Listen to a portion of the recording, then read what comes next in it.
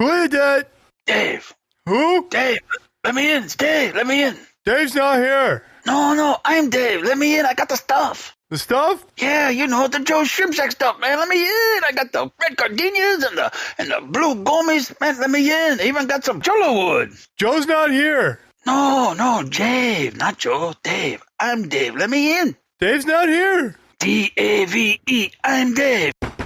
Let me in. You can get your Joe Shrimp Shack online using promo code Aquarium Guys at checkout for 15% off. And Dave's not here. What about Willie, man? Is Willie there? JoeShrimpShack.com. Go and find your Willie. Don't forget about our friends at Ohio Fish Rescue. They have been spending all kinds of time trying to get a massive koi to Shaq's place. It's a wonderful rescue. It's a wonderful opportunity to show off a rescue and what it's all about rescuing fish. Give them some love. Find them on YouTube, Ohio Fish Rescue. Subscribe. You might find some great content. Also, guys, I'd like to apologize about the podcast. We don't state that we do these weekly, but we really do try to do them weekly. We had some mishaps go the last few weeks. Even my editor was actually in an area of a tornado and was out without power for quite a few days. So forgive us, and hopefully this episode makes up for it. Let's kick that podcast. Welcome to the Aquarium Guys podcast with your hosts, Jim Colby and Rob Zolson.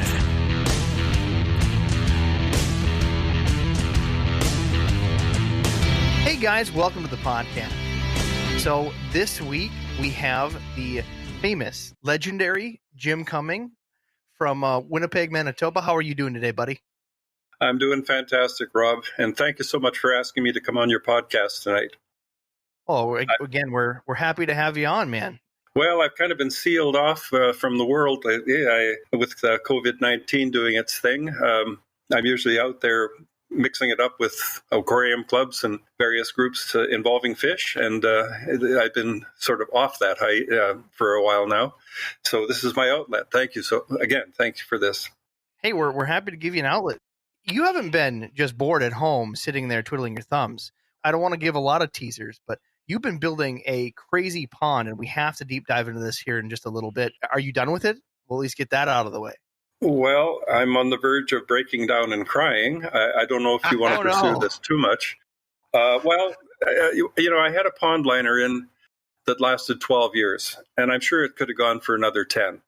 But I decided, and my wife was kind of nudging me to do it, to kind of refurbish the pond, to put a new trim on it. And we figured, okay, well, we'll take advantage of that and put a new liner in. And it happens to be my wife, Tia, who does my liners. I mean, she's very talented when it comes to fabrics and curtains, and she'll do the wallpaper, but she offers to do my liners. So here she is out there in the spring, cutting away. This was last year, and did a perfect job, of course. And then we filled the pond last year, and it's going down. Every day it's going down. Only an inch or two, but, and water changes are good anyway, so you just top it up. Well, this year, it's a disaster. I got the pond going fully a month ago, and there was a leak, and it was fairly large. So we emptied it. We looked for the leak, couldn't find it. This damn liner makes leaks impossible to find. When the water's in, it leaks like mad. When it is empty, of course, the leak closes up, right? And you can't find it. I mean, we're both down on our hands and knees walking at the bottom of the pond, poking our fingers everywhere to try to find the hole. Couldn't do it. So I filled it up again, and it leaked so fast I couldn't fill it up fast enough with the hose. It was dropping faster than I was pouring water in. So I figured, this is crazy. There's got to be something there the size of a football, at the bottom in the way of a rip. So I emptied it again. Couldn't find a thing. Again, my wife and I are out there on hands and knees, couldn't find it. So I filled it again, and I noticed something glistening in the bottom. It was a little black mark, but a bit of a white edge to it. So I stuck my hand down there, and sure enough, there was a dime-sized hole. So I tried all sorts of things. I tried the magical flex tape. It didn't work.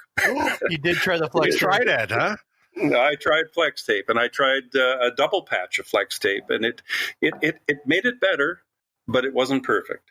So then I emptied it again, and I put on, this is plan D now. So I put on a combination of silicone with Flex Seal tape, and I did 4 layers. So here's a patch, and then I seal the edge with silicone, and then a patch over top of that, and on and on. Well, without making a story too long, I just filled it up tonight, and it's been 4 or 5 hours, and it hasn't gone down. I'm Fingers elated. crossed. But I could have had my fish in there a month ago. I mean, this has been a great spring. And no, they're still inside, at the front glass saying, pick me, So I have to make that decision yet. Who's going outside? Anyway, that's the story of the pond. Right now, it's just a big empty box with water in it. Well, that's it. Next time I'll have to come up there because it's not too far of a drive from where we're at to you. So you got to wait for those Canada borders to open from COVID. Yeah, at some point it'll open, I hope. next spring, yep. Well, again, I'm your host, Rob Olson. I'm Jim Colby. And I'm Adam El-Nashar. Oh, he's back. Adam's back. Adam's back, and he doesn't sound like poo. Hey, Adam got a new computer. So that's what we got to do. We just do our announcement chain, and if Adam talks, we know he's here. That's good. Good to have you back, buddy. How's your new computer? We just got it today. I got it last. Lick this one? Huh? You didn't lick this one? No, I got one last week on last Monday. Couldn't get it working. Brought it in. They fixed it supposedly. Tried it again this morning. Still was garbage. And then they just switched it out with a new one. Perfect. That's what works. My first marriage. That generally works. I'm beginning to find out. Just snuck one in there. I wouldn't say particular news, but we have a review. Someone entered the Discord and messaged us directly. So, why not pick on them? Love the podcast. Listen to all of them. Been learning so much. Can't wait for more podcasts. Let Jim know that the didgeridoo is an epic musical instrument. It is. Also from Canada as well. Wow. We need more of it. I love it. From Canada. I have a didgeridoo, Jim, and I played it one time. I'm not the greatest at it, but I did it just to irritate people, and they're still whining about it. So I get a lot of memes that they say didgeridoo, which I don't understand. Of course. It only sounded like a dead animal when it was on the podcast. Yeah, it sounded like a cow in heat, kind of is what it sounded like. Yeah, but I did rock the didgeridoo, so. Did they not come from Switzerland originally, where they used to stand out in the meadows and blow these things for no good reason? Wait. No. Commercial? Ricola. Yeah, I think so. Ricola, right. We had Stefan Tanner speaking here at one of our first meetings of the Dead Fish Order, which we have going on up here. And Stefan's poster, like we make a poster for every speaker, was a picture of him blowing a didgeridoo with Ricola all around it. So I can relate to that. So you have to help me. What is this Dead Fish Order? Oh, okay. Well, about 5 years ago, there was kind of a rift between the regular Aquarium Society of Winnipeg and a group of aquarists that felt that they had done their bit for that club, but the club really wasn't offering them anything. And that, in fact, the club wasn't really providing any incentive for people to really get into the hobby and to, capture their fancy and so on. So a number of us got together, Chris Biggs for one, Spencer Jack, me. There were about 6 other people. One was a graphic arts designer. Another one was a veterinarian. We weren't picked for these particular things that we do or were, but we were just very interested hobbyists that wanted to do kind of a special events club. So we decided to do this. And basically it goes like this. 4 times a year, we invite speakers in to present to our group. The group isn't restricted to anybody in particular. You could be anybody off the street. All you do is pay your $25 and you get an afternoon or an evening of a meal, really nice meal, actually prepared by Spencer Jack's girlfriend. She's quite a cook. And then we have the presentation, we have a big auction, and we just have a great social time. It's nothing more than a special events club. And we've tried to get the regular club members to come out from the city club, and they are starting to come over more and more. So we have our main club in town, the ASW, and then we've got the Dead Fish Order, which sprung out of the mind of Chris Biggs, who is a Star Wars aficionado. Oh, I have to make fun of him because he did not tell us about this, and we want to be a part of it. He did not tell us. That, No. I want a shirt. And I own dead fish. I could bring one and show you. Right. Well, we've got a crazy logo. It's two skeletonized fish with DFO in the middle, and when Chris was trying to finally get it underway, he wanted to have a Star Wars model for it. He wanted us to be all lords, like the Lord of the Sith, and we were to wear robes and all this sort of thing. Well, it never That's went. why you don't let him do anything. Well, us old guys just couldn't do this. I mean, it sounded like fun, but we just couldn't go for it. So, What you should have done, Jim, is you should put on a robe, and you could have been Hugh Hefner. You'd have been the coolest guy in a robe. well, that's right. But no, it had to be the official Star Wars type robes. Oh, no. You show up as Hugh Hefner with a pipe and well, I like that idea more. That works for me. Yeah. So in this twisted society that you guys have, so what do you serve for dinner? Like walleye? Sunfish? I mean, what do you guys serve? No, it doesn't have to be fish. For example, I thought maybe it was a little twisted. No, one particular session comes to mind. Spencer and some close friends drove down to Louisville, Kentucky, to go to Rusty Wessel's place, and we went there too to pick up. I don't know if you know of him, Philippe Cantera, the eco tourist guru from Uruguay.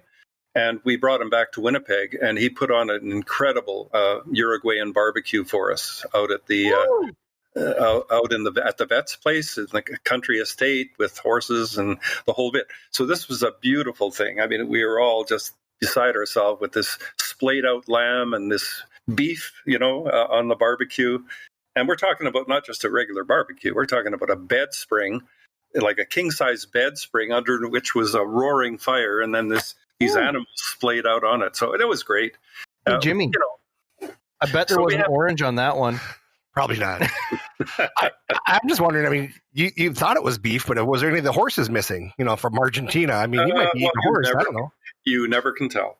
That's right. But I must admit it was good. But that's the kind of memorable things we do. Sometimes we go to a restaurant, like we went to a restaurant and it was so noisy because there was a kid's birthday party in the restaurant at the same time. And Rusty Wessel was presenting. So we all got up and we went back to Spencer's. Spencer Jack is a local wholesaler here. He owns Aficionados. And we went back to his place, and we're sitting all over the floor, and we're sitting on the edge of, little giant tubs with goldfish in them just to hear the presentation. And we ordered in pizza, and so we made a night of it. It was a lot of fun. So we're pretty flexible. That sounds like a lot of fun. I think that is a way to attract another crowd. At least, middle-aged people with an appetite. Shut up. So, Rob? Yes, sir. That would be you, right?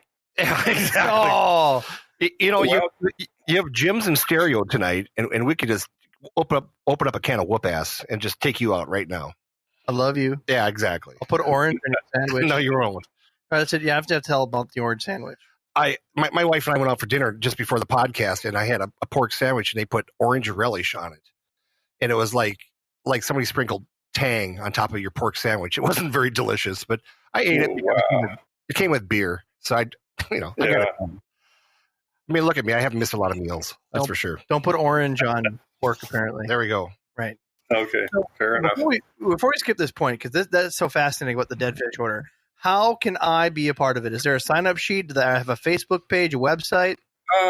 What you do, basically, it's advertised on Spencer Jack's Aficionados site because he has really made more contacts in the fish world overseas in Europe and so on than anybody I know. And so it's usually advertised there. And, all it is basically you pay your $25, you show up, and you have a heck of a good time. That's all it is. There's no membership. It's a $25 upfront fee. Now, in American dollars, that's $3, right? So you guys could afford that. $75, yeah. $1.75. Yeah, $1.75? Okay. So 25, right. I got the conversion down pat. It's pretty bad. But no, you just show up and, buy your tickets ahead of time if you can and just drop in and have a heck of a good time. Yeah. We have a riot. We have a guy who does we have a guy who does our auction. His name is Matt Flamand. and he knows nothing about fish. His girlfriend knows a lot, but he knows nothing. But he does the auction, and you have never heard a more riotous auction in his life, in your life. I mean, he can't say anything knowledgeable about the fish, so all he does is browbeat people into bidding. And he's very good at that. So, and I mean, he's an entertainment in his own right, so I'm sorry. I don't mean to monopolize the conversation. No, This is fascinating. So what do you guys put up for auction? What are you selling? Well, oftentimes people that are coming will bring stuff, but oftentimes Spencer will take a hit. Like, he has a pretty big wholesale here, and it's not uncommon for him to bring in 20 or 30 plants, maybe 20 or 30 bags of fish, and he'll take a loss on them. But, he's so wanting to support the dead fish order, the whole idea, because part of it was, most of it was his idea, that he just contributes in that way. And it just makes for great camaraderie. It's not like the, usual fish club meetings, a little formal, a little, stilted. This, I mean, a little uppity? You can't. Yeah, well, maybe. When you have to go to your own club and introduce yourself to your own club members, it's a little discouraging. No, is that your club or is that an Al-Anon? No. Are you going to AA? I don't mean to dump on them. I mean, Canadians are fairly reserved as it is, right? They're not a let your hair down sort of people, I don't think. I don't know. I've seen Cheech and Chong, man. So. Yeah, and so sometimes it's a little, I don't know, cool, if you will. They just don't show much emotion. Now, not that I do, but I've been out to see a lot of clubs in my last few years, and in the States, and boy, it's I mean, you're hugging everybody, right? This is not a huggy club, but it's a great bunch of people. They just need to understand that it's not poker. All right, they can have a better faith than that. That's right. That's fantastic. Thanks for sharing that with us. That's fantastic. Well, just to go down the other information before we go too far in side conversations, we do have a question from one of our listeners, one of our Discord listeners, Neo Cardinho, a message in. He's actually asked us a couple times before, and I apparently missed it on the podcast. But the question is, how best to eliminate hair algae and black beard algae? Got any recommendations there, Jimothy? Me? Don't say nuke it. I don't know. I'm just feeling like you're going to say nuke it. You know me. My answer is always to pour a gallon of bleach in the tank and just walk away. I thought that's Adam's answer when he has blue ring octopus. That's right. And yeah. How about you, Adam? What do you recommend? Well, I don't know. Try shutting off the lights. Pull it all out. What? And pull all the hair algae out. And then what? Make a salad? Oh my word! What kind of a weirdo are you? No, I always pull it out and shut the lights off, and then I burn the hair algae because that's always fun. I feel like that's what he does to his in-laws. He just shuts the lights off and they'll go away.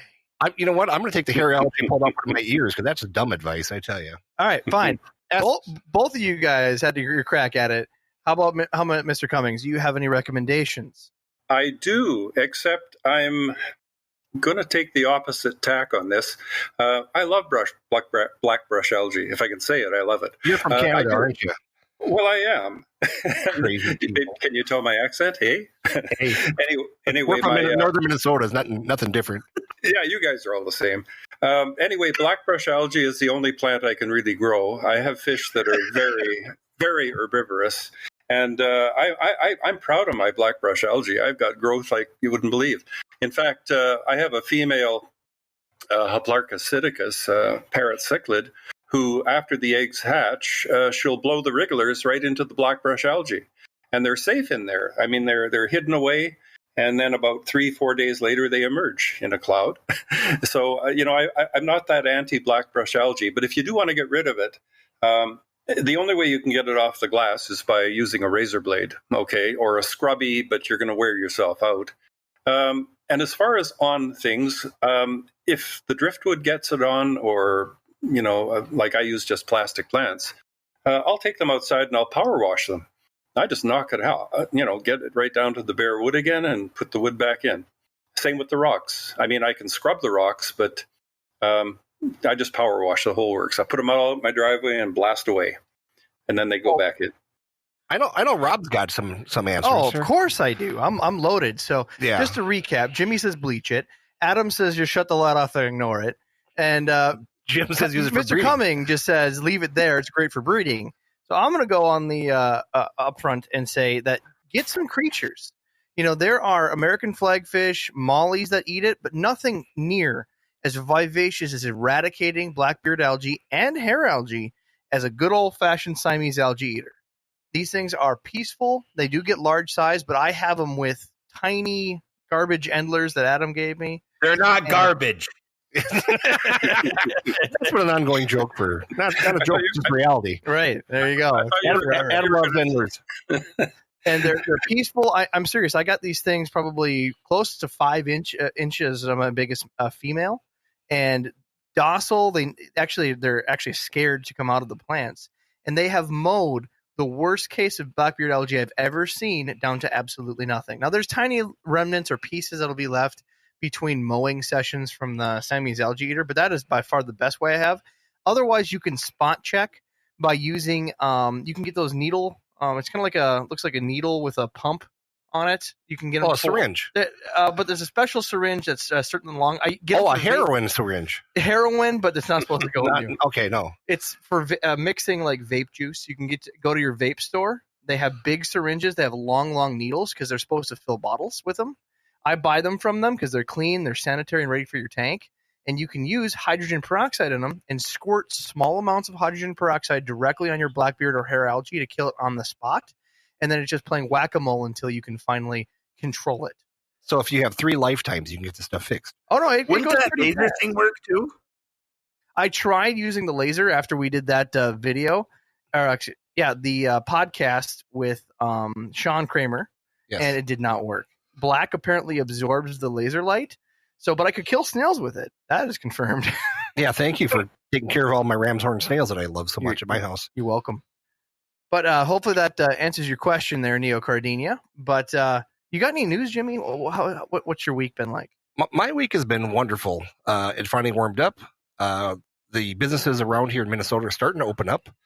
Starting to see some people come down to the lake. And I don't want to say life is getting back to normal, but it's nice to see people out and about. So, I mean, the weather here has just warmed up very beautifully. We're 91 degrees today, above zero. Jim, you're only, 30 degrees up there, up in Canada? Oh, that's Celsius, 34, right? 34, yeah. 34 Celsius, that's right. So I don't know what world you live in, yes. But I decided to travel, right? We had to go pick up a camper with my buddy, and we're having to go through different major cities. And, of course, the riots are happening. Small cities, it's like it never happened. Larger cities, there's small demonstrations all the way to Minneapolis. Everybody's heard about that on the news. So that was my week. I threw a couple of shotguns in the car, but the only thing that we came across was a family of ducklings. Yeah. Did they rush the car? The ducks? They did. Yeah. I'm not going to say what happened, but Did you run them it's over? not duck season. And, well, let's back up here a little bit. A couple of weeks ago, Memorial Weekend, you went and saw who? Who would you go see? Ohio Fish Rescue. Ohio Fish Rescue. So they just put out today. Again, we're going to be recording this a little bit ahead of time, but they just put out the video, and I actually went in their massive predator pond and went fishing. Rich caught me with my pants down, essentially. With I don't want to hear this. Me with the fishing pole in the pool. He freaked out, but they got a good video of it. And amazingly, peacock bass will swallow a bobber right out the surface of the water. And you're doing this. You're fishing for peacock bass in the swimming pool? Right in his swimming pool. So I'm hitting alligator gar, his platinum alligator gar hitting it, the peacock bass. It was a lot of fun fishing at Ohio Fish Rescue. There you go. And isn't their thing is to rescue fish and put them in a better forever home? Right. And then it's also the VIP fishing experience. VIP fishing. So how much was that? An extra $200? That is by donation, sir. That's right. Up to Big Rich. So if you check it out, Rob was just on with Josh. It's on YouTube. Coming up here very shortly. It's already out. Already out. So Rob was down visiting at Ohio Fish Rescue, the world's largest fish rescue. And they have some exciting news coming out, too. We won't spoil that for anybody. None. But check it out. Check it out. So, Adam, before when we last talked with you, it's a couple podcasts ago, we tried to wish you happy birthday. It was his birthday. It was his birthday. So, happy belated birthday. Glad you got a PC in your back. There you go. Thank you. Right, so we should start deep diving into the topic that we came here for. Mr. Cumming, I have little to no experience with Madagascar species. And you, sir, happen to be the foremost expert that I at least know of as far as media, the following, CARES documentation. So what got you into the fish hobby, and why Madagascar species interest you? Well, those two things that you just mentioned are so separated in time that I have to deal with them individually. Well, let's start with how you got into fish keeping. We ask that to everyone. I started with fish in 1950 when I was 6 years old. And I've had fish steadily for about 65 years now, believe it or not. So that's why I'm the elder statesman in Canada for longevity. But it was just a matter of, I loved living things. They could be amphibians, reptiles, fish. It's just that fish became a more obvious thing to concentrate on because they were more available. So, I started out with a platy in a gallon jar with some bird gravel on the bottom. And the platy had 2 or 3 young, and I've never looked back. I've been hooked ever since. But my experience with Madagascar cichlids began in about 1992. A friend of mine who had very deep pockets and had to have the best and the newest fish and the most expensive fish going, purchased some Paratriplex menarambo. Now, this is even before they were named and given species status.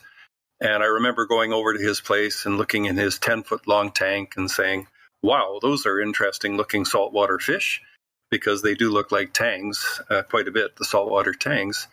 And, he said, oh, yeah, they're really special. I got them, through a special friend and a deal and all this stuff. And I said, well, good luck with them. And then I contacted him about a month later, and they had died. And I don't know why. He doesn't know why, but that's the last I saw of them. Then in 1997, I happened to go to an ACA convention. It was in Chicago, I believe.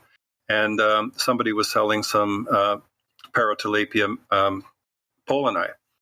And I brought 6 back home and loved the fish. I mean, they were really nice.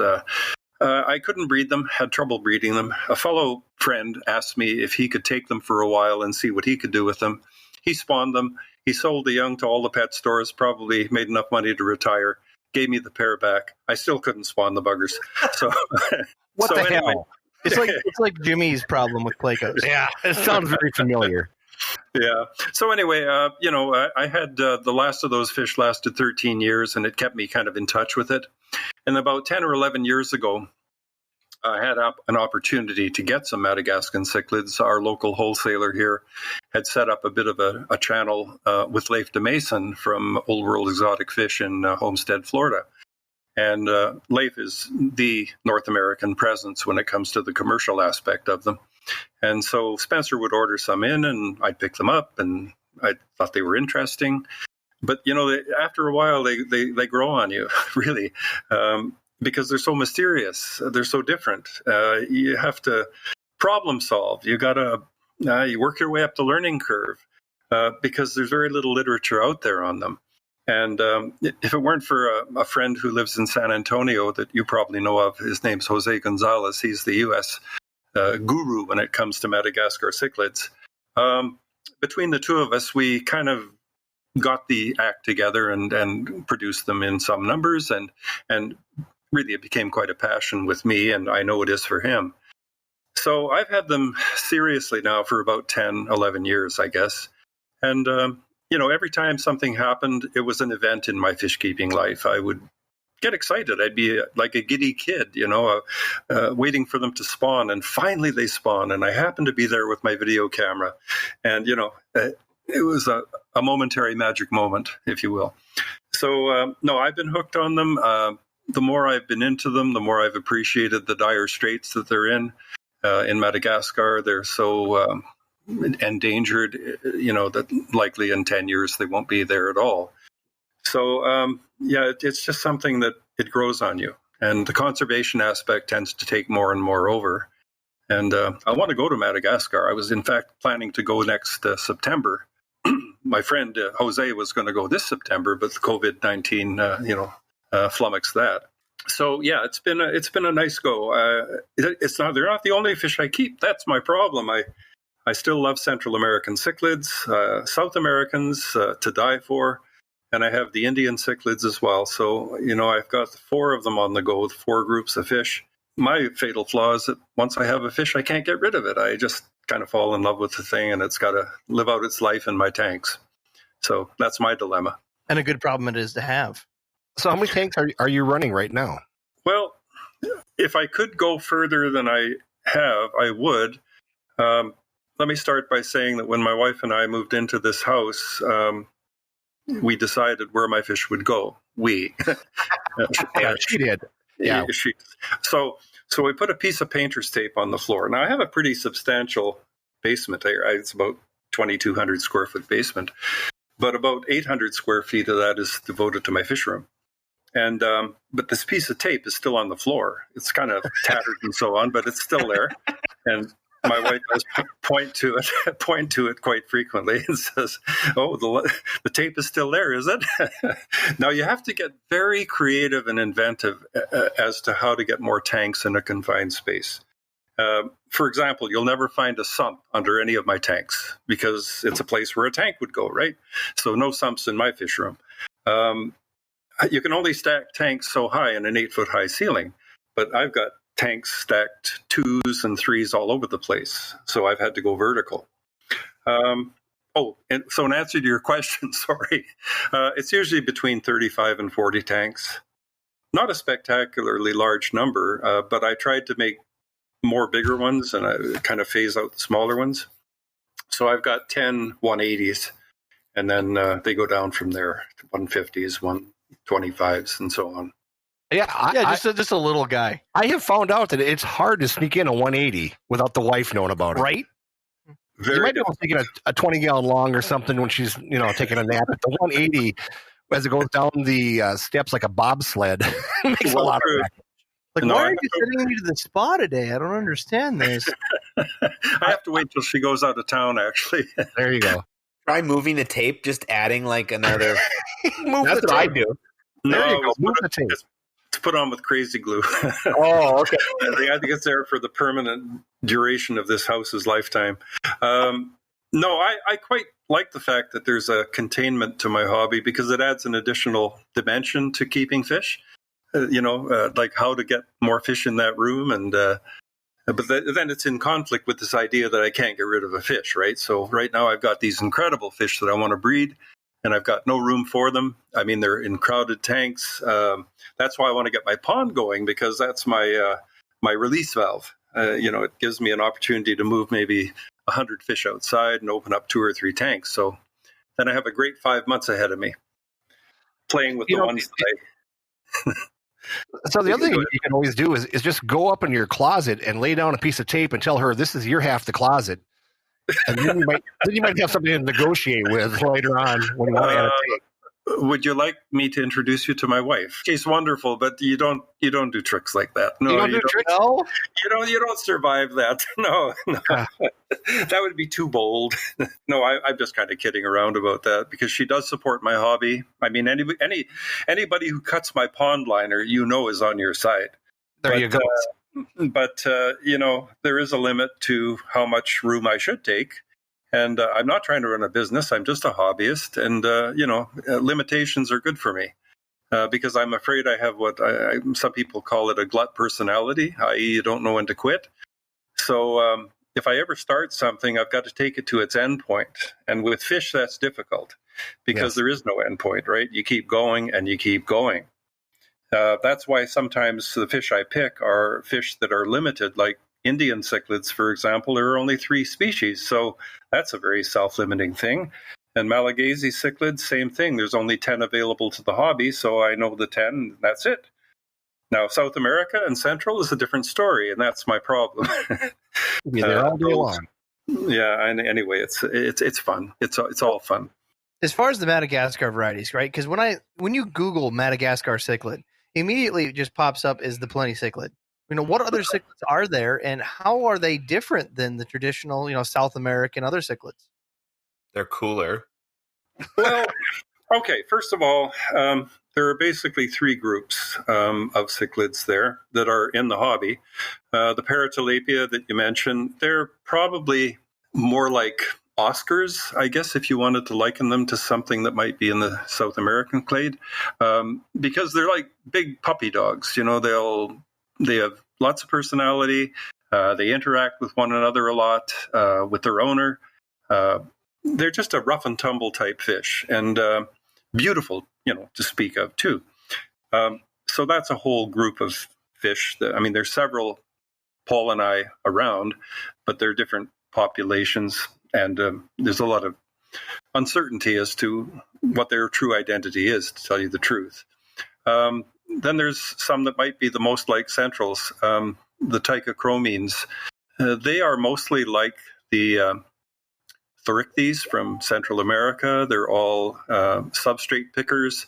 They have the long sloping snouts with the underslung mouth. And again, they're a very active personal fish. And if people are thinking, whoa, these are going to be hard to breed, that's not the case. You get a pair, and even though they might reach 10, 11 inches, they'll be breeding at 2 or 3. So they're very neat to keep and a good starter fish. And then there's the whole group of the Paratroplus, which are the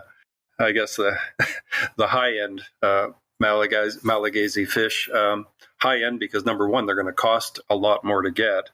And number two, they do have some tricky aspects to them. People can breed them, but raise the young might be a different story. There are lots of little tricks and things that you have to do to pull them through. And then just when you think you've got it beat, you'll come down and find the tank half dead. Something's happened. So I've had my ups and downs with them. I think I've got it pretty much a template for success now. But it's always work. You have to work at it. Yeah. But they're gorgeous. What can you say? Any fish that has the body shape and color and habits and so on, they're just so different. So different. So you're going to have to help me again. Because normally I try to Google along with you when you pull up some of these species that I haven't heard of. Because, I'm pulling up the Plenty cichlid, and that's been called like Black Diamond cichlid or Starry Night cichlid. And that's really the only one I know of. And that is the stunning one that, if someone's looking for a cichlid that I know of, they're going to aim to, just because that beautiful black sheen with the almost pearlescent white spots. But absolutely. What was the first one? What was the spelling on that, so I can follow along? The Paratilapia pollini, I say pollini. Some say pollini. Europeans say pollini. But Paratilapia, that's the Starry Night.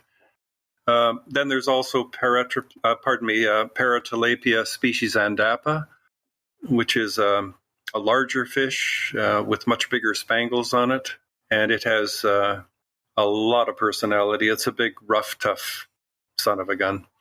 But I love that fish. Now, as far as getting them in the States, you'll find a fish called bleaker-eye advertised here and there. In fact, most people know it as bleaker-eye. I've tried to set the story straight if I knew the story entirely myself, but bleaker-eye apparently has never been in the hobby. Or if it was many years ago and lost to the hobby, and it's thought to be now extinct in Madagascar. Yet a lot of the suppliers that do provide them for shops and so on list them as bleaker-eye, but I believe they're a pollini. And then the whole dilemma of large spot and small spot. Well, every population has different spots. There are at least 7 or 8 different species populations now that they've found, maybe even more that exist, and they aren't sure whether they're all pollini or not. They used to call them all pollini. In fact, Paul Loisel was a proponent of that idea, that they were all simply different variants, geographical variations of pollini. But now they're not sure. So now they've just designated them according to their location, where they're caught. So that's up in the air. My guess would be that eventually they'll probably separate them all out, because like with Europlatus, I do a lot of Madagascar stuff. And with Europlatus, we had like Satanics, and then we had large form Satanics. We had Ebanawi, and then we had the little Ebanawi, and then they had the black mouth and the white mouth, and then the black tongue. And they've always ended up being like every single one of them is a different species. So that would be my guess with the pollini or the bleaker-eye also. Yeah, I think you're right. They're all reptiles, correct, Adam? Yeah, those are all geckos. Those are all reptiles. All reptiles for listeners listening. Yeah. So. Yeah, well, it sounds like a very parallel course in terms of the way they're being treated, and that is the latest, set of thoughts on it. That they've been isolated enough that there's been enough species divergency in them that they may very well be considered different species now. Many of them. I mean, they're doing DNA on them and testing and so on to try to find this out, but it's very slow moving. I mean, the last report that I really heard on any of this was from 2011. So, I mean, we're talking 9 years ago, and nothing definitive has happened since then. It takes money, and it takes commitment, mainly the money thing, and conservation efforts, and science needs to be involved, and they're just not able to in these times. Now, for the listeners listening, these aren't cichlids that you're going to go and find at your Petcos or your PetSmarts for the majority of them. No, you won't. I'd be surprised if any. Actually, I used to carry them. Well, you were a Petco. But yeah, you had the bleaker eyes, I think you used to carry? I used to carry them, and I used to have Catria. That's a fish that we would dearly love to see come back into the hobby. They are available every now and then. Catria, yeah.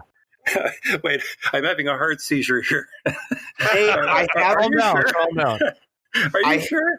I've seen them on a Cyprus list. Wow. So they come in occasionally, and I think they come from Czechoslovakia. Oh, okay. That's interesting. Wow.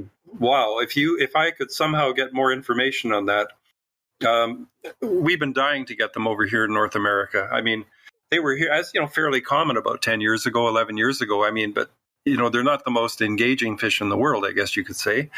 Yet, we serious hobbyists look well past that. If it doesn't have bling, hey, that's a fish I want. I want the gray one. But wow, that's surprising to hear that. That would be incredible if it actually were available somewhere. Now, I've sent my fish, to the Eastern Bloc countries before. I've sent them to Slovakia and to Poland. So I'm wondering. I know a lot of people over there. Maybe I should start asking a few questions. That might be interesting to do. Yeah, they were my favorite fish. The only problem is that when I had them, and I had them in a 75-gallon, I got ick. And I don't know how to treat. I was going to ask you, how do you treat ick with Madagascar fish? Because you just if you don't catch it within the first few hours, you'll have dead fish. I've never had a Madagascar cichlid survive ick unless I treated it within hours of when I first noticed the ick. They have no tolerance to it, no natural tolerance. In fact, a friend of mine who lives in Saskatoon had a beautiful tank of Madagascar cichlids, a 750-gallon tank. He had Menarambo, Maculatus, Damii, Kaineri in this tank. He didn't pay attention to it for a few days. He lost them all, everything. So he's coming into town to pick up a few from me. He wants to take a few back and try to get them going again. But he lost everything through ick. And I've had 2 or 3 episodes where I've lost them with ick. And I'm fearful, I want to put them in my pond again. I had them in my pond last year, and they did very well. But there's always that chance that if you get an ick outbreak, and in a pond, of course, you can't monitor them that closely. And, if they come down with ick, I'll end up losing them all for sure. But I'll just keep the temperature. Sorry? No, go ahead, finish, please. I'm sorry. No, I'm just going to say, if I can keep the water good and clean, and keep the water temperature up, which I do because I have an immersion heater that I use in my pond, then I think I'll be okay on that. And I didn't have any trouble last year. But ick is the one thing that Malagasy cichlids have no resistance to whatsoever. So, and there's the old approach, well, you can use salt and heat, or you can use a medication. The problem with the salt and heat is, well, the heat anyway, it takes a good 10 days for ick to run through its life cycle. And by then they'll be dead. I mean, so you need to have something like ick out or ick-X. I mean, there are these various medications that you can get. And they would be the ones that, I would use because they give immediate effects. Okay, and that actually worked? Because I thought that you couldn't use that because of the copper, it would kill them. That's what somebody had said at one time. Not so much. Actually, the copper, they're not particularly susceptible to copper problems. I haven't found that. I've used it a couple of times. Yeah.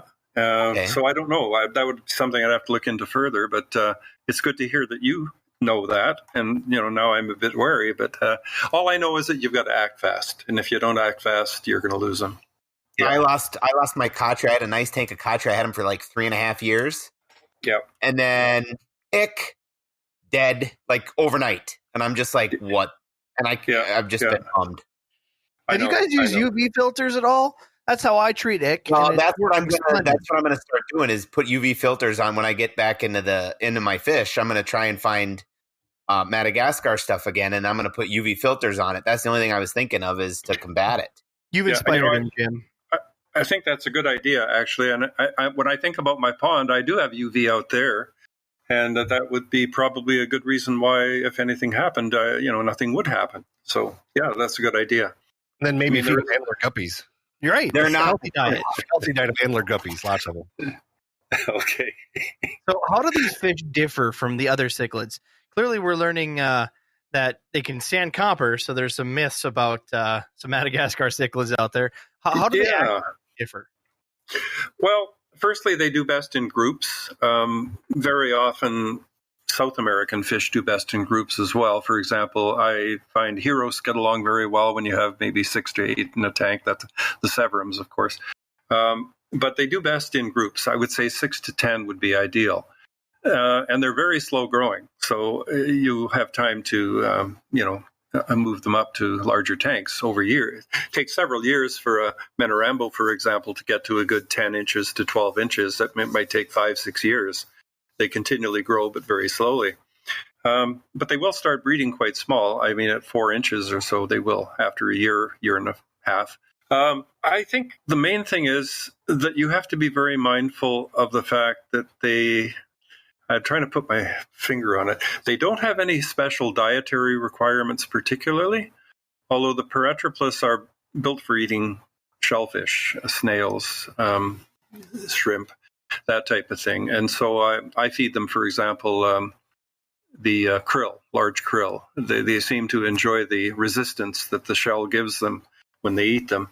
And I think that gives them a good replacement for what they feed on in nature. Kind of like Jimmy loves Cheetos. He likes the resistance in his mouth. Yeah, it's got just the right feel to them. Well, they seem to go for it, and it does them well anyway. If I give them a few good feedings of that, they'll usually breed. Another thing about them, you know that. So does he. Well, I could try. I could try Cheetos. I never thought that maybe they'd take a Cheeto. It's very fattening for fish. I don't recommend it. Cheetos are excellent. No. Maybe for goldfish. They can handle that just roughage. Right. So when you're out calling in favors and getting in these special cichlids, what can people expect for prices, retail? Well, again, Canadian, pricing is based upon local pricing. I mean, if you buy a fish here and it's $65, you're going to buy a fish in the U.S. and it'll be $65, except, for us, it's a different dollar, right? But if you get maybe a 4-inch Paratroplus up here, it would be in the $50 to $60 range. And my suggestion is if you can get them small, get them small. I mean, there's always a risk that you might have more trouble raising them up from a tiny size, but I find that it's really good to get 6 to 10 small ones, maybe 2 inches, and then keep them in the same tank throughout their lifetime. And they'll gradually grow. And, after a year or so, like I say, they'll start looking like adult fish, and they might even want to spawn for you. And they get a very strong pecking order. It's not so much a pecking order, but it's almost like they become friends, believe it or not. Because I've had the opportunity. Cichlids don't become friends, all right? I don't care what you're trying to tell me. Friends with benefits. None of them are nice to each other. They're all breeding. Well, the aggression with these is not that great. I mean, if you put them in a crowd, there's no aggression. You're not going to see a split fin or a missing scale or anything like that.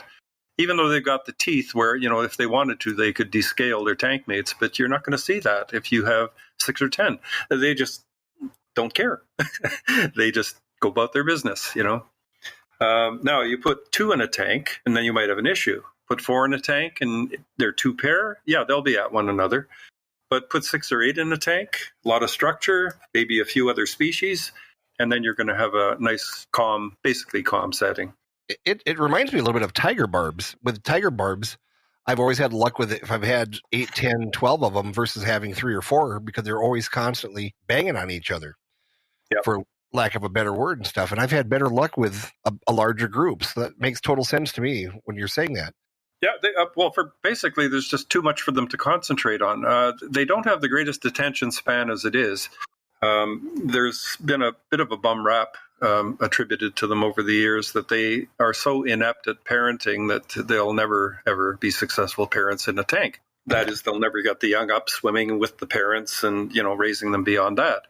But a few of us have done some interesting studies on that, and we found that if you keep them in a setting where there isn't any vibration in the water, like if you don't put a power head in there, but just maybe use air for your filters and so on, or external filters, power filters, that's okay. Because it's a vibration in the water that drives them crazy, and it literally drives them to distraction. They have a very intricate connection between the swim bladder and the bones in the head. And if there's any vibration in the water, it translates immediately to vibrations that go to the head and the sensory pores, and it really disturbs them. So if you put them in a nice quiet setting, put them on a solid floor so that when you walk by, they don't have the floor bouncing and creating waves in the tank like sound waves, they'll raise their young. And it's incredible to see a cloud of young around these things. But Jimmy's just sitting there with his notepad going, nope, I can't have them. Too much rock music in the house. Actually, this is making a lot of sense. God, I wish I'd talked to you when I still had my fish. Okay. Yeah. It's been interesting to see this in effect because, I've heard so many reports about them not being able to take their young past the hatching stage. In fact, usually they eat the eggs before they, even hatch. And there's another thing. They take 5 to 7 days to hatch. So if you leave them in with the parents, then there's always a fungus issue that you might have to worry about. If the water conditions are really good, you'll probably get a good hatch and a good number of fry coming out of it. But, if the water isn't 100%, you're going to maybe get 10% hatching. Just the rest are overtaken by fungus. That was the first thing that surprised for me. I pulled a spawn way, way back when I first bred them. And I'm waiting for them to hatch. And I'm waiting and waiting and waiting. And the 7th day, they finally hatched. And I couldn't believe it. I mean, I figured, this is a long haul. So there's another thing about parenting. I mean, a South American, Central American, in 48 to 72 hours, they have wrigglers on the bottom.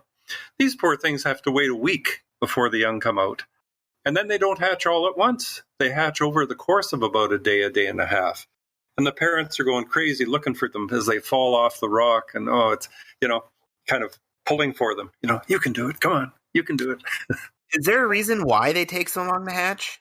I don't know. It's just the way they have developed physiologically. I mean, to me, it would seem like it could be an advantage in one way in that they are, able to hatch with some good size to them. The young are generally quite large. If they hatch very quickly, I don't know. That's a good question. That's something I'd have to really look into. It's just the way it is. When you look at mammals, elephants have a huge gestation period. And I would imagine, like you said, with a larger size, it's going to take longer for them to develop. But they're off on the right foot, and they're already halfway grown compared to, say, a baby angelfish or a guppy. Yeah, they do have, like I say, they do have some size to them. The eggs are slightly larger than the average Central or South American fish, that's for sure.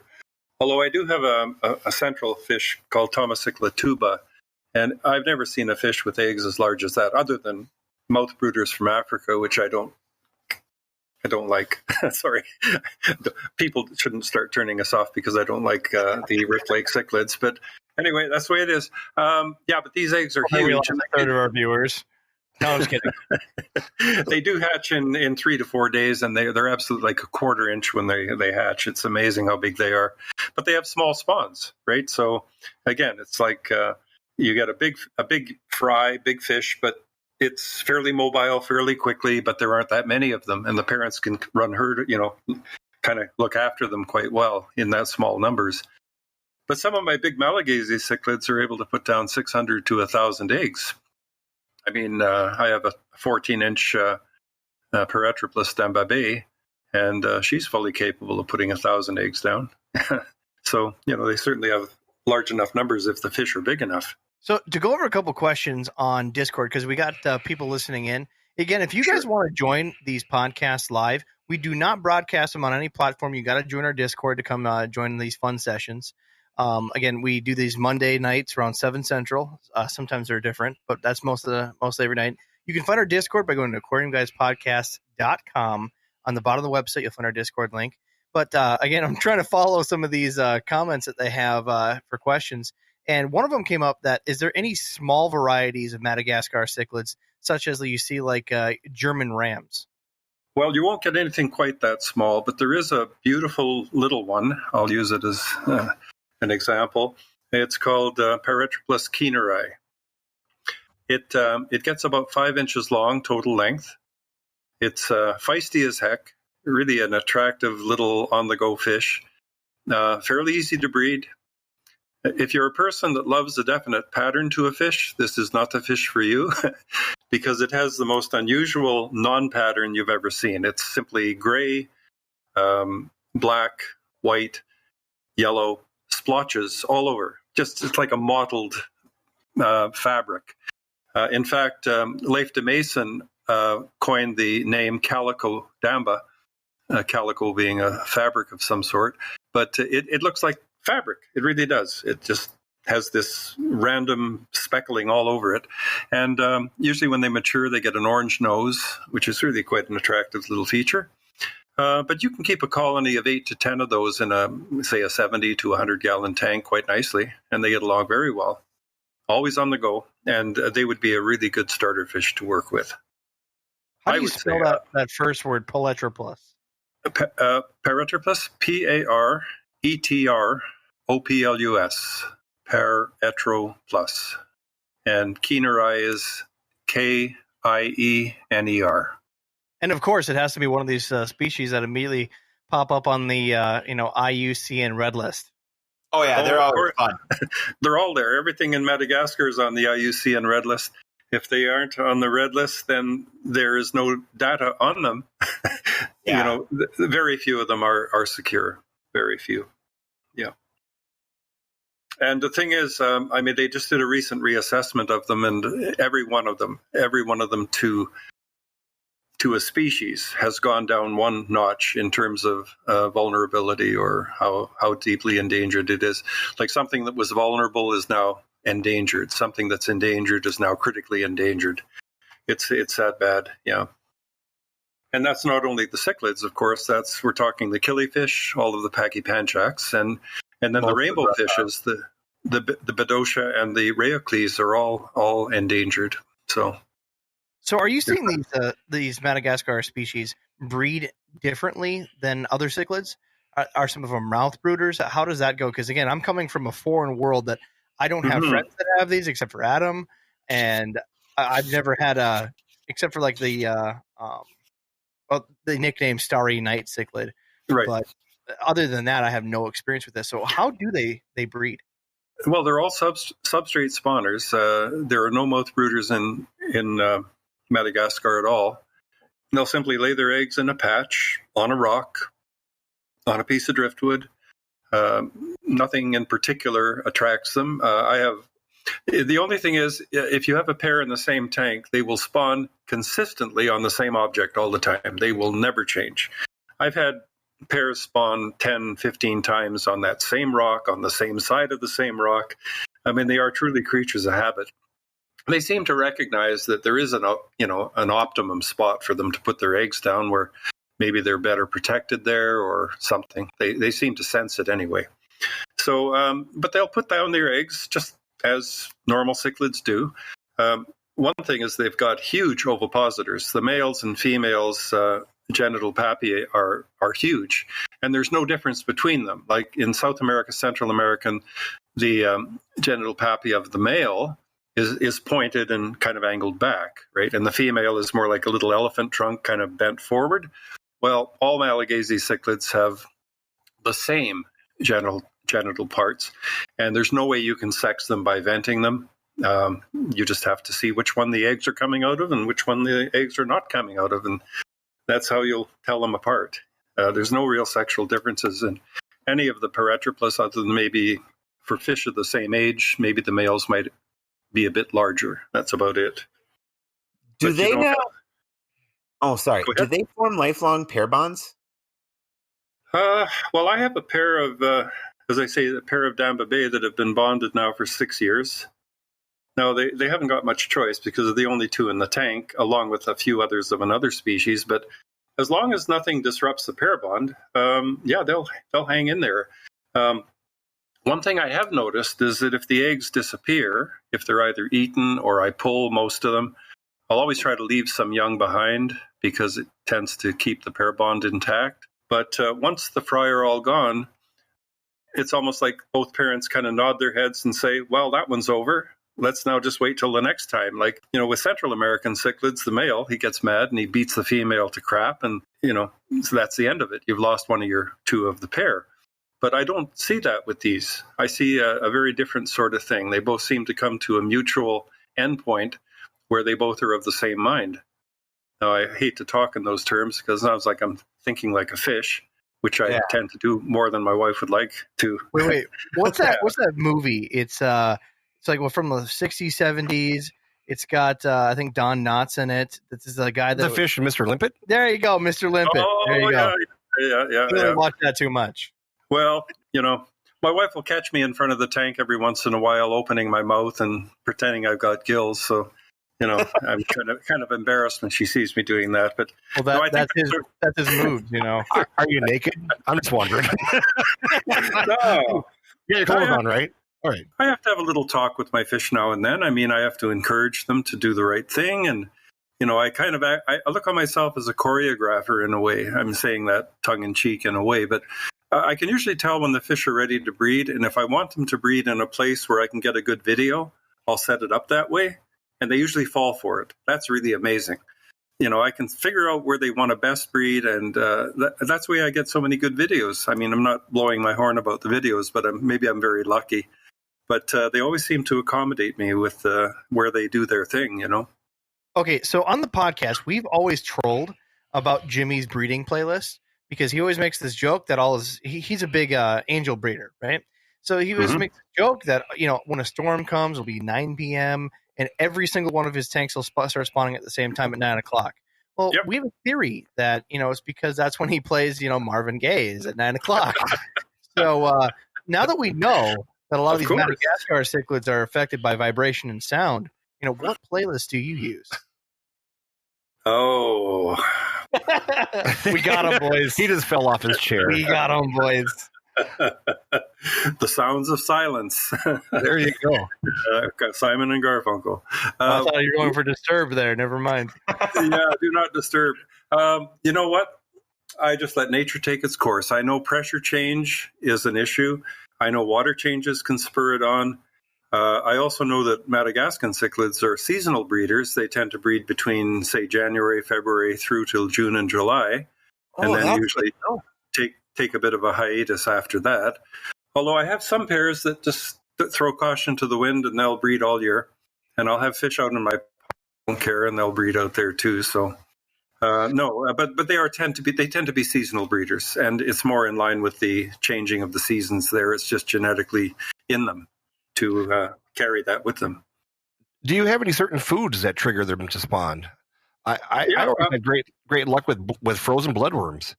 Well, bloodworms can be good, but these are usually big fish, and you got to give a mass of bloodworms to them.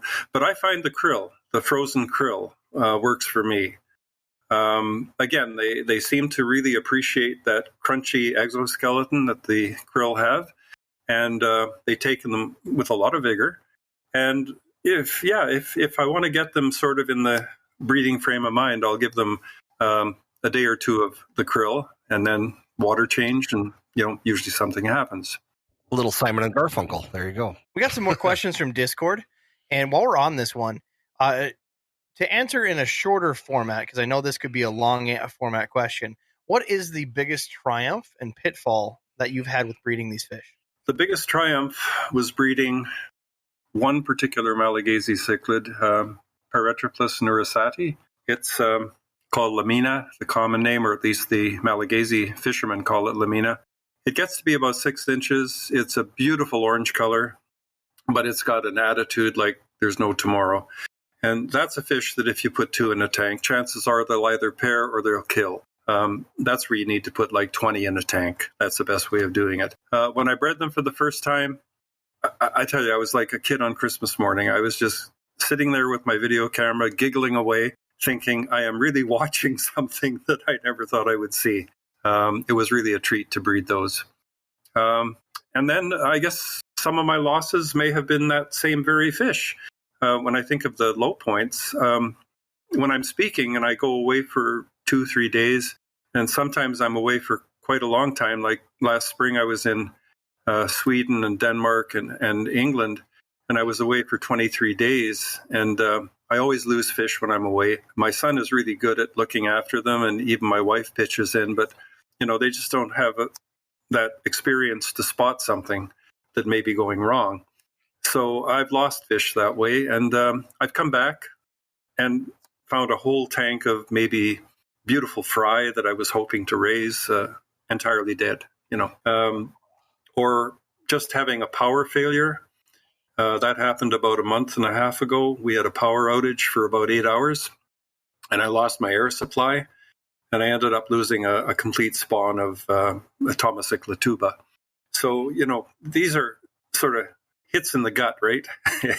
Kind of it's a punch, you take it. But, if I backed off from these setbacks, I would have been out of this hobby 50 years ago. But, you have to keep pushing forward, and you have to keep trying to do your best. You don't want to do anything stupid or silly.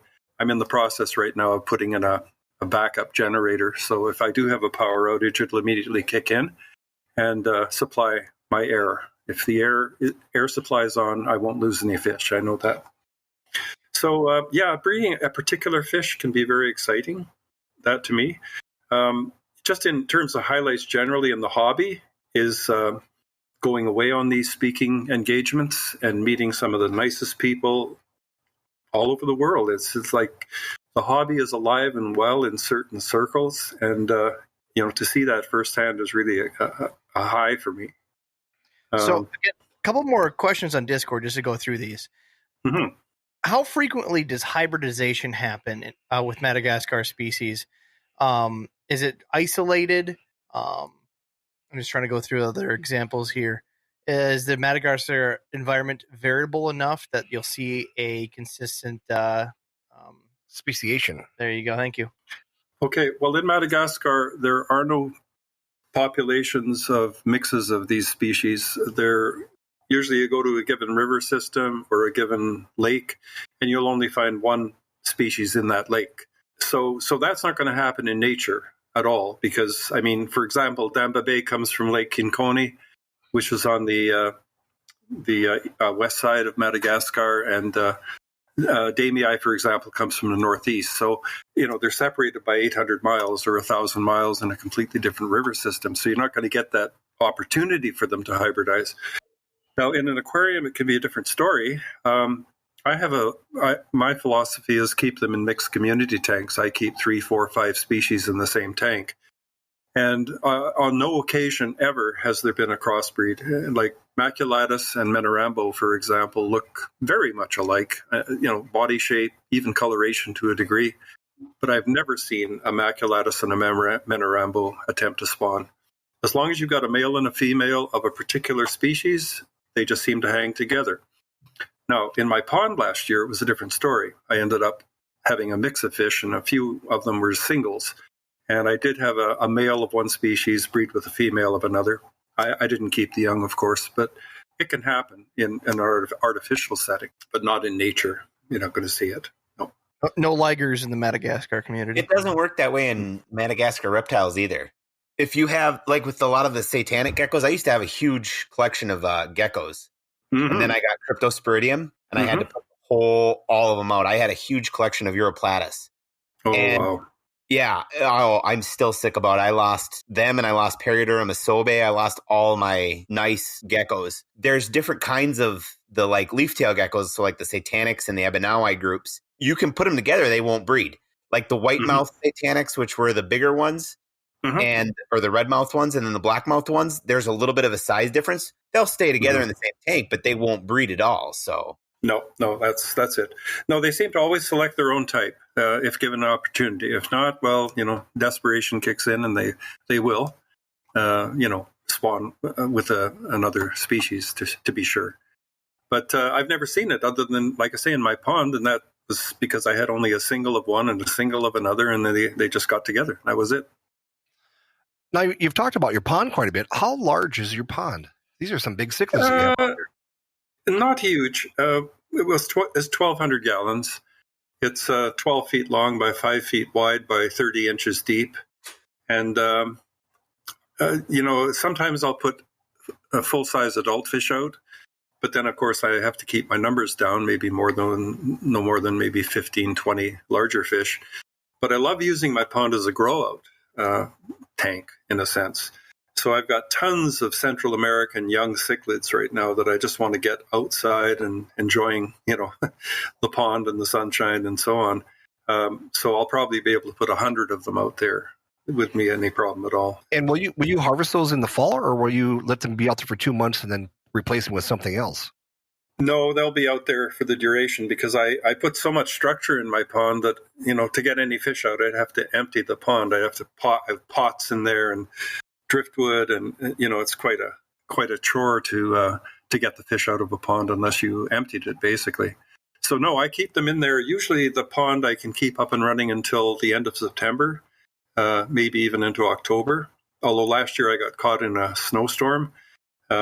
I was ready to bring them in, and we got a very heavy snowfall that day, and it was really, I wish I had gotten it on tape because it was a real gong show. Trying to get the fish out of that pond. And I had a couple of Rubbermaid containers, or little giant containers, 100-gallon ones that I transfer them to before they go into the house.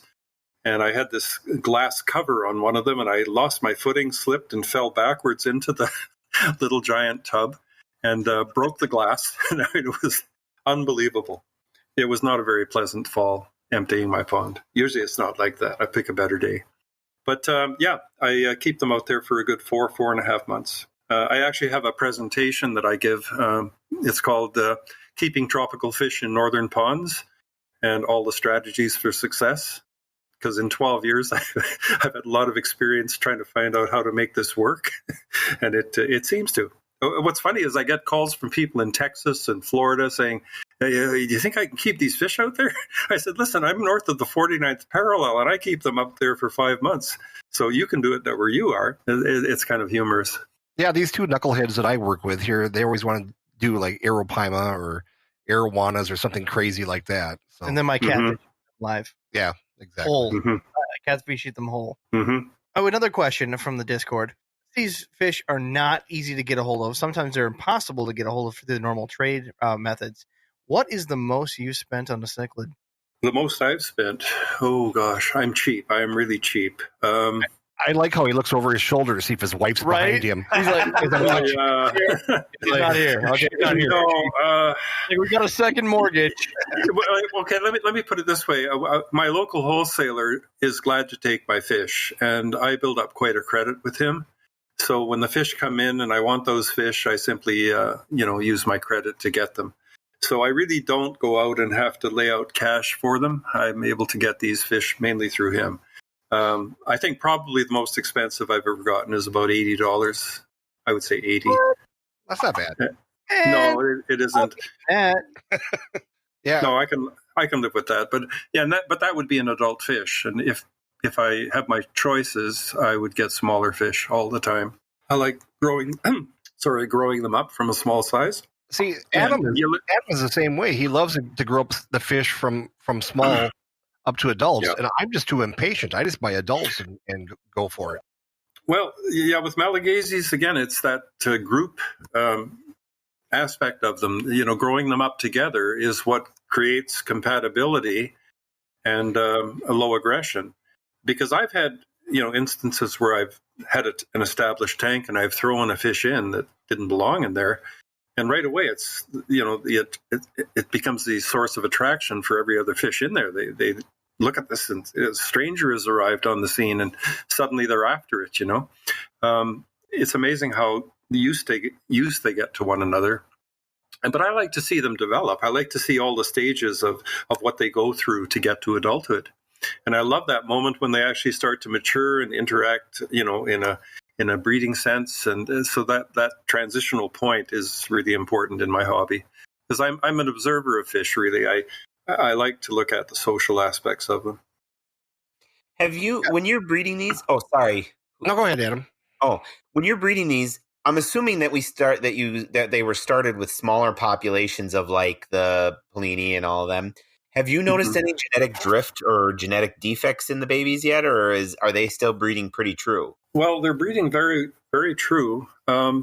Actually, I had a couple of batches that did have a lot of deformities to them, but I discovered that it was the medication I was using for the anti-fungicide. I had put too much methylene blue in, and it resulted in some bent spines and some, maybe 10%, 15%, and also another group of fish. I think I overdid it with the methylene blue, and I ended up with short gill plates on a lot of them. So, but as far as genetic drift, it's not really happening much, because most of the fish in the hobby are coming from, like I say, Leif de Mason's Old World Exotics in Homestead, Florida. It's been discovered, or it's generally true, that if you have a population of 200 to 300 fish in a pond, that there won't be any genetic drift. Like, there is some number like that, 2 to 3 to 400, that if you can keep a population of that size going, that everything is going to be okay. There won't be any degradation at all in the genetic makeup of the fish. So in terms of this, I mean, I've got probably 4 or 5 generations of certain fish that I've had over the course of the 10 years, and I haven't noticed any differences in them at all. Not really. Good to know. So, since we have an audience, a platform for people to listen to this, even Discord tonight is pretty full. If there's a species that you're looking for that you've had problems finding, you explained before how you expect a couple of these species to no longer be in the hobby, and maybe we had hints of finding it. What are some species that you think might have some hope if someone's listening, that they might have it or know of a place where they could find it? What are those species that you're looking for? So you're talking about Madagascar cichilids in particular? Any of the Madagascar species? Well, if you had another 2 hours, I could tell you a story about me, about trying to get a particular fish called Paratypus damii. It's such a long story, I could write 10 pages on it. But that fish, I have a possibility of getting it now, but I've worked for 5 years to try to get that fish. I went to Europe twice to get it, in fact, and failed twice. So it's one of those fish that, it's kind of my nemesis. It's a fish that I dearly wanted to have, but never ever seemed to be able to connect with. No, I actually, the way my hobby's gone lately, I guess the fact that I'm more out there and people know of me, and I seem to have opened up a few more pathways for obtaining some fish.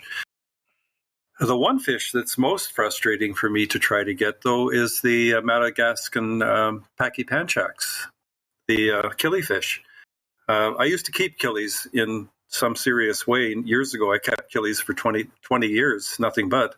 And pachypanchax were always something that were very difficult to get a hold of. And there are some people that do have them in North America, but it's very difficult to get them. Unless you're very bold and forceful and you say, listen, I want those fish from you, like, I'm not that kind of guy. I'm not that pushy, but there are certain fish that I've tried to get in a sort of a controlled way and not had much success doing it. Since I'm administrator of the Madagascar endangered fishes, I feel I need to expand my horizons beyond the cichlids alone. There are plenty of fish beyond cichlids in Madagascar. It's just that none of them are available in the hobby much. So that's a real downside. So here's a GoFundMe to go over there, explore some lakes with some people and equipment and see if we can get these in the hobby. Now, the problem is that they don't allow any fish out of Madagascar anymore. Damn. There's a complete embargo on shipping any fish out of Madagascar. They're all keeping them there to have them gradually die. They won't take any reptiles out either. That's why they need to write them a letter telling them, of your program. You're trying to save the species. You're only bringing them to zoo yourself. Dear Madagascar. Right? Yeah. Well, some years ago, I got to visit the Toronto Zoo. I was giving a presentation to an aquarium club in Toronto Zoo, and that happened to be the place where the curator of fishes there was involved in an expedition to Madagascar in 2016 to try to find a fish that they thought had gone extinct in the hobby. And they successfully brought them back to the Toronto Zoo and have bred them, and they've in fact sent some to Europe. Several aquariums in Europe now have them as part of the breeding program. And I've been trying my best to try to pry them off the Toronto Zoo. I've done everything. In fact, the person that asked me to be administrator on the Madagascar endangered fishes is that fellow, the fellow that actually found these fish. And he can't even get them out of that zoo into a hobbyist's hands. I just think, I would love those fish.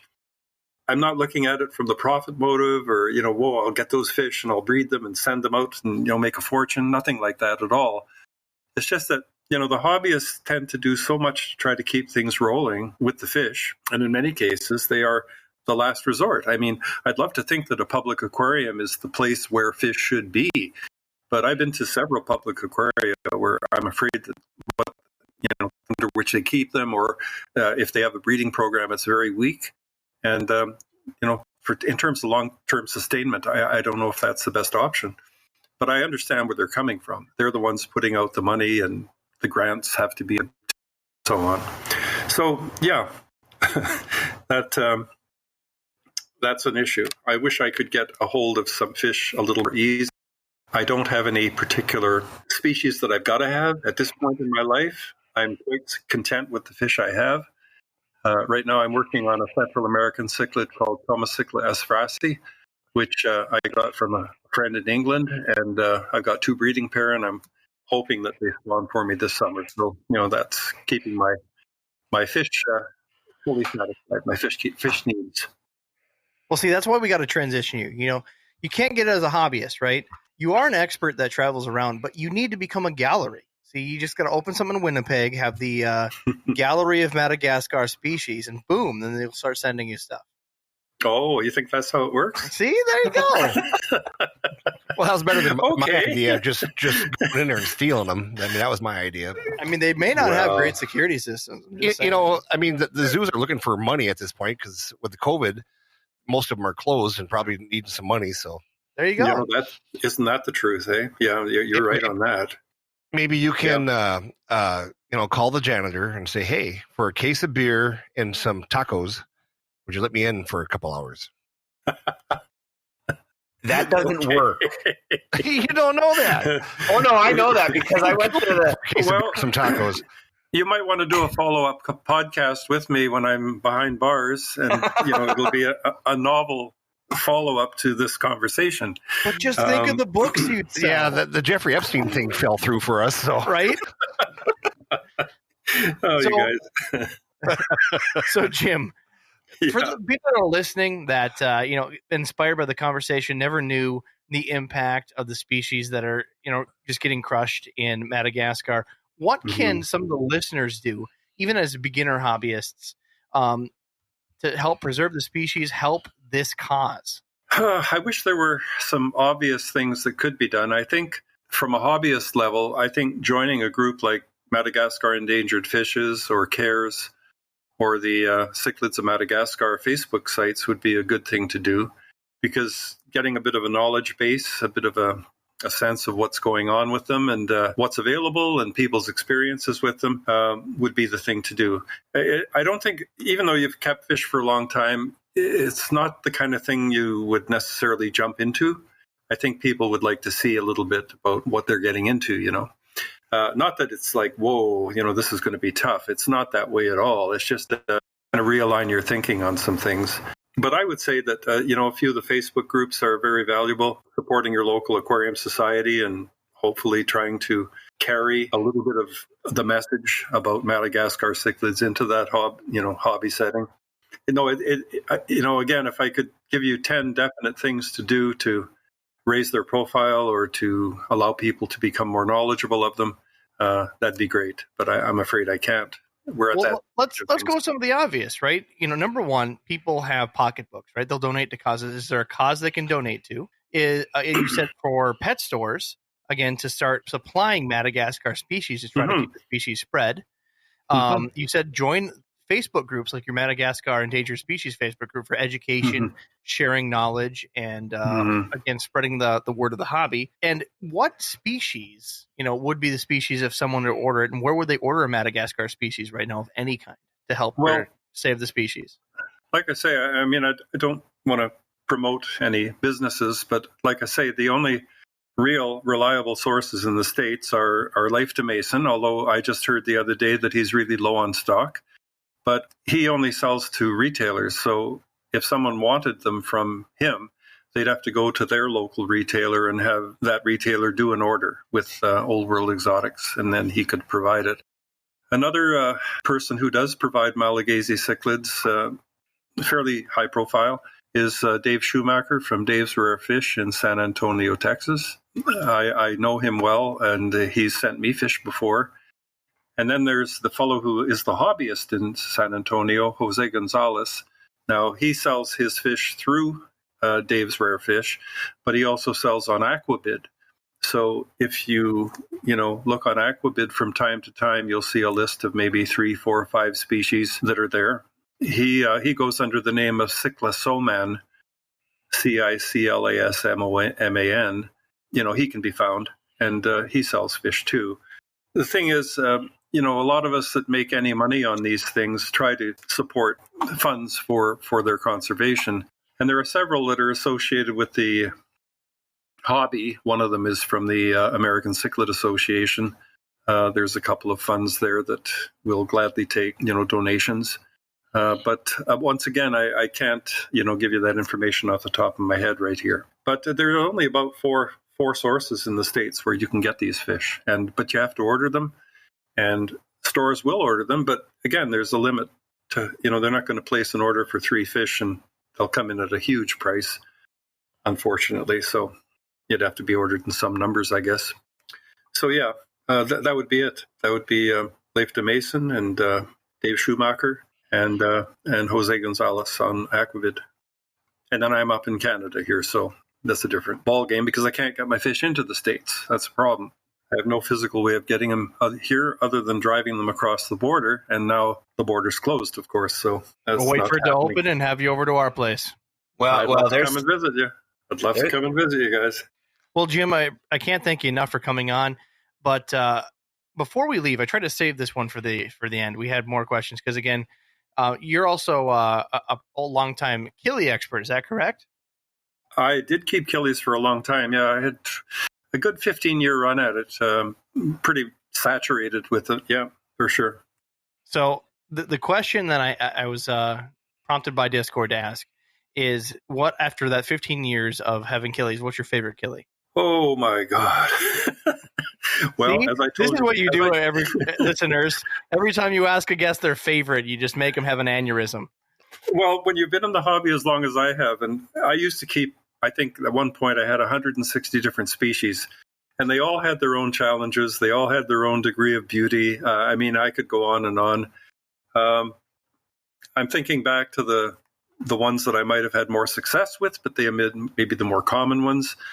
You can't beat the Fundula Panchac Shostidae, the blue Galaris. I mean, to me, that's a Killie for all people. I mean, it's got size, it's got beauty, it's a great fish. So I would say blue Galaris would be probably one of those foremost in my mind.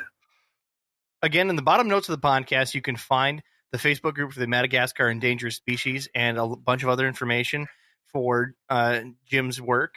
Please go to that, join up, share the information with your fellow aquarists. If they're even not a cichlid guy, it's still information that's valuable in the hobby.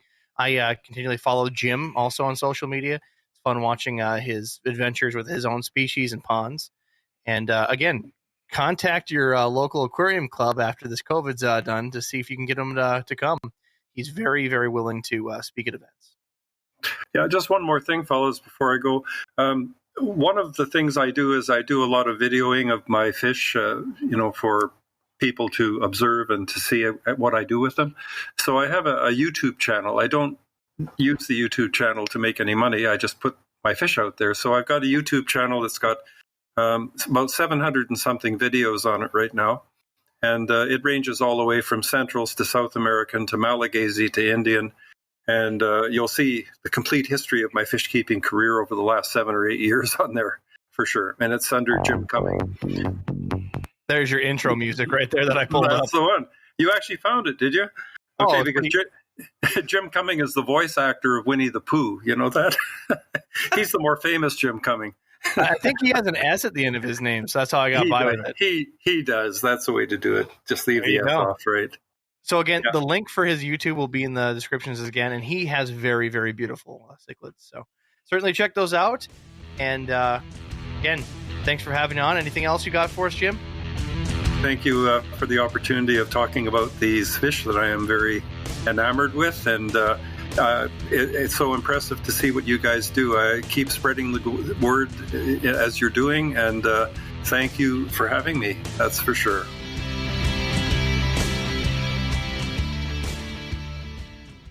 Thanks, guys, for listening to the podcast. Please go to your favorite place where podcasts are found, whether it be Spotify, iTunes, Stitcher, wherever they can be found. Like, subscribe, and make sure you get push notifications directly to your phone so you don't miss great content like this. I never knew that a Minnesota accent could be so sexy until I heard Adam's voice. Go fuck yourself, don't you know? That's my boy, don't you know?